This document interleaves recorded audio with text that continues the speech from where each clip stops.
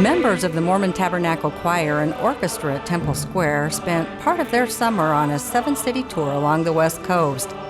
They wrapped up their visit to California near the end of June with a concert in Rohnert Park, one of 3 performances in the San Francisco Bay Area.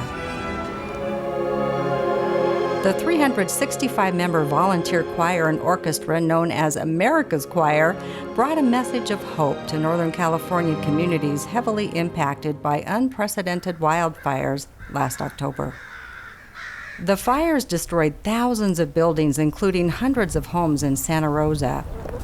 Jack and Janet Reesner lost their house when the flames swept through their Coffey Park neighborhood. I think one of the things that has helped us is our faith community. The Reesners attended the concert because they believe in the healing power of music. When we're on tour, one of the things that's foremost in our mind is bringing joy and comfort and hope. I understand music. It's very powerful. It's just been magical in what we have felt and what others around us have felt.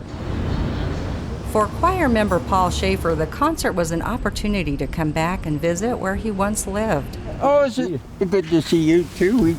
We got our gray hair, didn't we? We did. My hope is that by some small way we can bring some joy, bring a smile, lift somebody's heart by coming and singing to them. No way. CDs.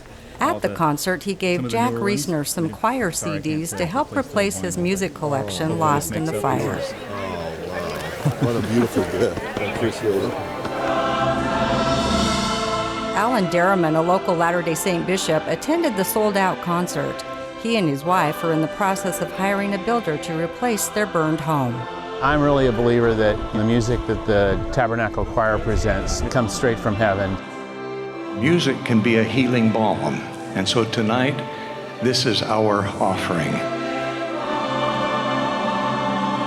After nearly 2 weeks on the road, the choir will end their tour in Seattle, all the while bringing more hope and inspiration to welcoming and appreciative crowds.